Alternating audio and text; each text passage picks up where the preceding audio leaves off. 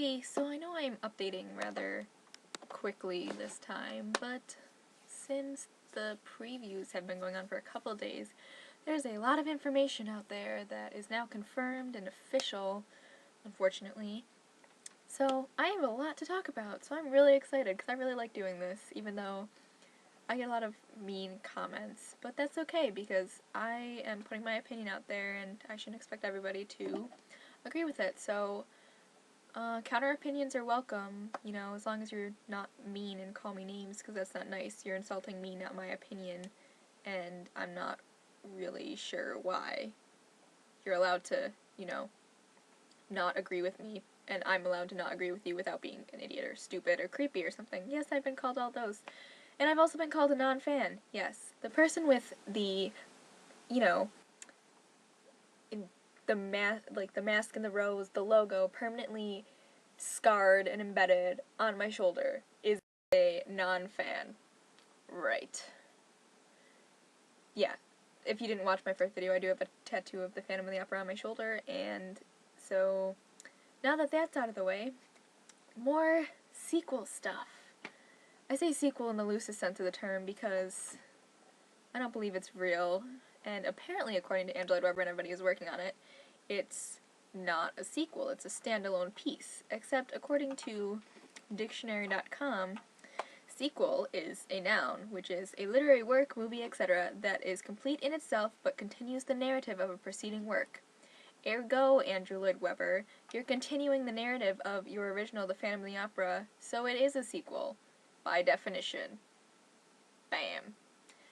Anyway, not that that's really important, I just like to prove my point that you can't say it's a standalone when it uses the characters of the previous one, although apparently according to the reviews, the characters aren't the same at all, you know.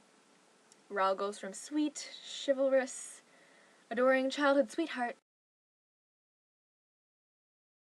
to drunken, wife-beating, abusive father. That's likely. Also, the Phantom goes from mysterious, lurking, dark murderer to lovesick, whiny puppy with Phantasmaland, Phantasialand, something like that. I don't know. Whatever, that's what he wants to call his amusement park. That's fine with me.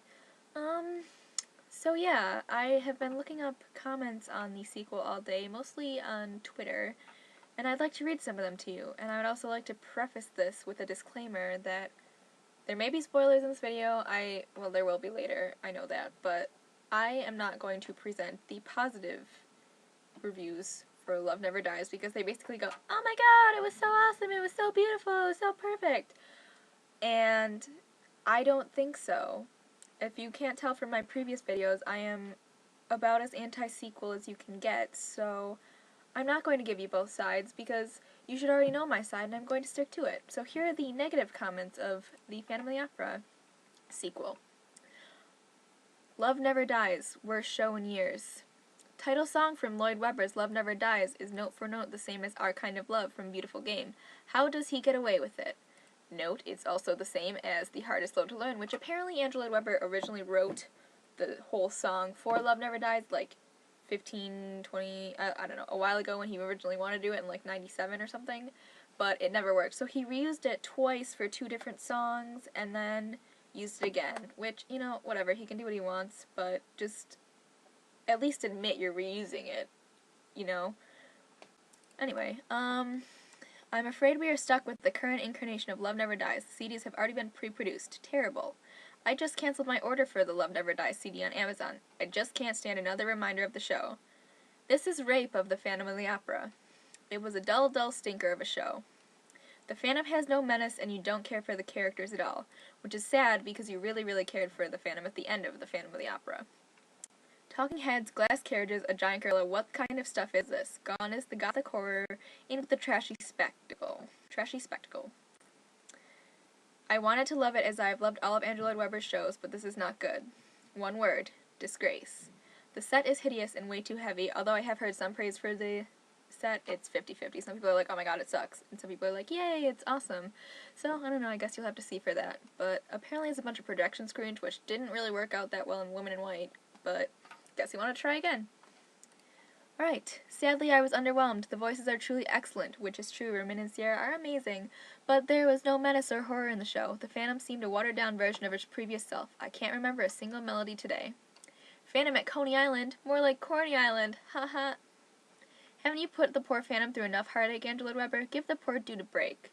Which is what I have to agree with a lot. Because, I mean, at the end of the show, isn't it bad enough, the first show, that he, like, loses the love of his life, and he lets her go, and then he's like, you think he's gonna wallow in misery for the rest of his days, and then if you haven't watched the other videos, you don't know this happens yet, so stop here if you don't want to find out the end of the show, but then, you know, they get okay, here you go.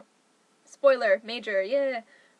They get reunited, and she decides to stay with him at the end of the show, and then she gets shot and dies. So, instead of just sort of losing her, because he still has, like, the knowledge that she's still alive at the end of Phantom of the Opera and hopes that she's going to be happy, which I think she would be.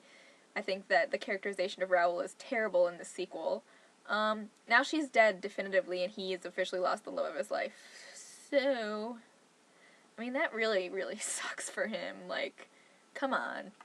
And the thing I find most funny about this entire situation is that the Leroux estate of France, the estate of the original author of The Phantom of the Opera, has publicly denounced the sequel and claims that if the sequel tries to come anywhere near France, they will sue for intellectual property rights, or something along those lines, because it's a disgrace to the original story, which I just have to laugh at a lot. Like, when I saw that, I was like, yes.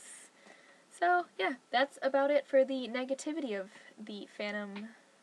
I mean, there's a ton more of negative comments all over the internet about it. I mean, yeah, there's a lot of positive comments too, and I don't know, it just, obviously, it doesn't live up to the original like they said it did, even to people who liked it. It's, I don't know, I guess some people say it's a pretty good show, but not that memorable, and a lot of people say it's a terrible show, and so, alright. The one thing that I find truly idiotic about the sequel is the ending scene, which has been discussed extensively on many sites.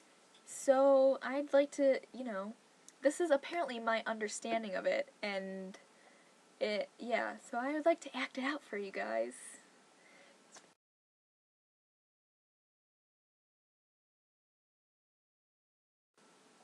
I mean, I should be doing homework right now, but as a college student, what would I do? Homework, procrastinate. I think I'm going to pick procrastinate, especially when it has to do with my favorite show, movie, book in the world. Yeah. And so this is pretty low budget because, yeah. See this, like, room I'm paying thousands of dollars to live in? And these books that I'm paying hundreds of dollars to use that I don't actually use in class? Yeah. So I don't really have much to work with besides my Phantom mask and my computer, so don't expect anything fancy, but here you go.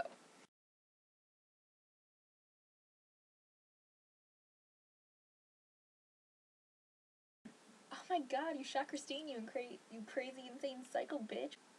Insert remorseful, longing songs and embraces.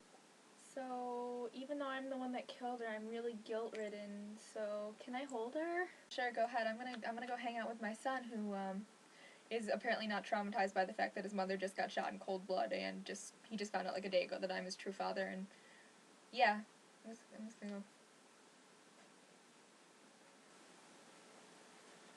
And that's the ending. Like, seriously, you couldn't think of anything better than I'm gonna go bond with my son after his mother was just shot? Like, yeah, that's a tender bonding experience they'll cherish forever. Really? Like, this has gotta be a joke. Like, come on. There's no way that they're touting this as the original, like, the sequel, and this is how it ends. Like, ugh. Really? So yeah, that's about it for tonight. I am 100% positive I will have more to say in the coming weeks as more and more reviews come out, and I don't know if they change stuff or whatever, so thanks for watching, guys.